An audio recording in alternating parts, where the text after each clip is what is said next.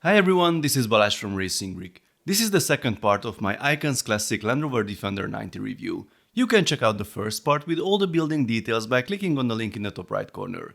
This episode is about the presentation and testing of all the features, the different build options, some measurements and tests, a comparison with other creator expert vehicles, some cool background information from the designer himself, and my final verdict. Let's get started. Last time you could already see the fully equipped Expedition version with all accessories mounted on the Defender.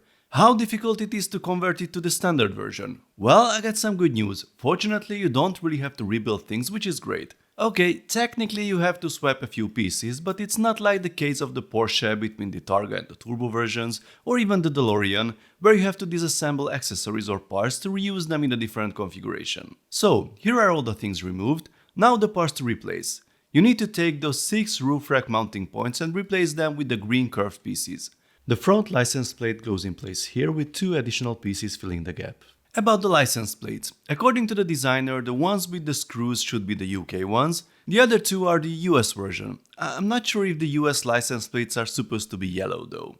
Here's an excellent comment thanks to Paul's videos about the license plate itself. As you can see, both parts are a Land Rover reference apparently. For the hood there are 2 options. Either you put the bulge on and then don't need to change the hood itself, it should match the diesel engine.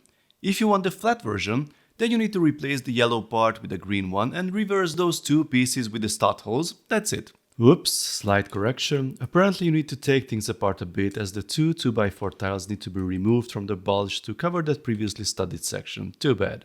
So, here is a photo with the 3 variants side by side. I don't have 3 from the set unfortunately, that's the magic of Photoshop. But wait, there is a hidden 4th version that isn't even in the manual. Apparently the whole roof is super easy to remove, so we can turn the Defender into a soft top version, even the rear door is fine. And that's not all. One of you asked if the cage can be attached without the roof. Yes, it actually works. I mean, it's not super sturdy and you definitely shouldn't try to lift it up with it, but as a display piece it works.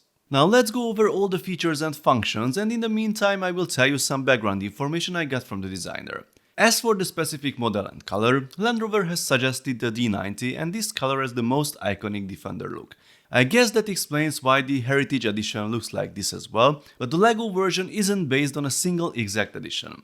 The folks at Land Rover really liked the accessory pack too, and it was a fun exercise to design. Some other designers were also happy to help with it. As you can see, the jack is reasonably functional, at least it can hold the weight of the vehicle. The other accessories are mainly for looks, they are quite fragile. Actually, this axe here can be used to control the population of pedestrians around the city. The winch sort of works, but there's no ratchet mechanism built in, so you have to hold it by hand, and you have to be careful when you are operating it as the whole bumper can come off. There's a detailed engine bay, and as you can see there are 2 engine options.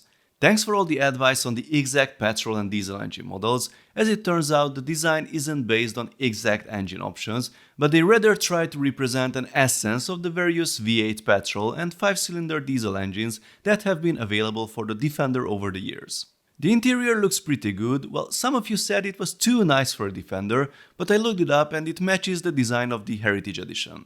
The coffee mug here is an Easter egg from the designer. He's a big fan of coffee, he's one of the coffee twins among the LEGO designers, and occasionally tries to hide the mug in his builds. Yes, we know it's not to scale, but you may understand that there won't be a unique piece designed for an Easter egg. Many of you have mentioned that the windscreen is wrong. Yes, it should be completely flat. This part came from the T2 camper van, and they tried to hide the curvature with the stickers on the A-pillar. The IP partner was okay with this compromise, so I suppose we can accept it as well. The set has a lot of recolored elements, so I guess there was no production slot for a brand new windshield piece. We have steering that works. If you turn the steering wheel, sooner or later the front wheels will respond. Unfortunately, the gear ratio isn't the best due to space limitations. The functionality is there, but you certainly won't be able to steer the car that way. Interestingly, the hand-of-God steering was never considered as an option because despite the many technical parts, this is still a display set. About the suspension, this is the first creator expert or Icons vehicle with a functional suspension, and I really appreciate that. According to the designer, this was definitely the most challenging part of the process. He wanted it to look and function as realistically as possible, but there were obvious space constraints and there are a lot of design restrictions he had to consider as well. The rear suspension looks pretty good by the way. I think there are some concerns with the front suspension because the radius and trailing arms are attached to a shared point, and I think the real car has a Panhard bar as well. There's quite a bit of lateral movement, but that's mostly the play in the LEGO system. The suspension works, by the way, you can show that, but you have to be careful. If you push the hood too hard, the wheel arches might pop out, and I wouldn't recommend doing the same on the roof either, because the two slopes at the corner tend to pop off in that case. As for durability, even with all the Technic parts and suspension, it is still a system build.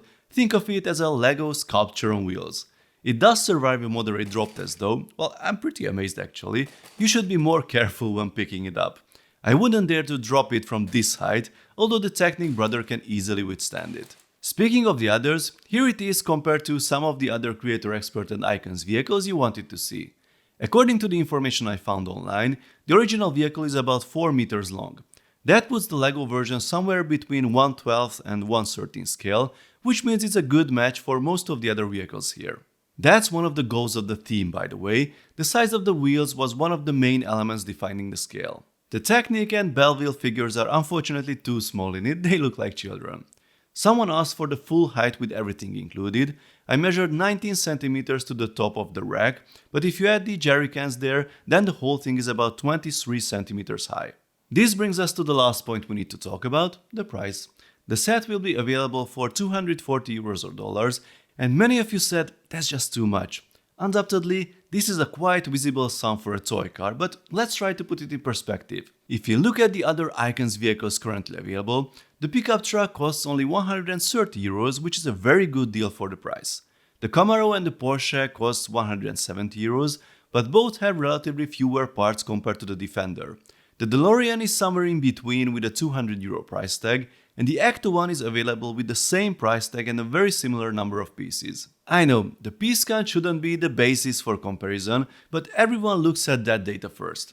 From this point of view, the recommended retail price of the set isn't so different from the others available in the same team. Before you start typing curiously, I know.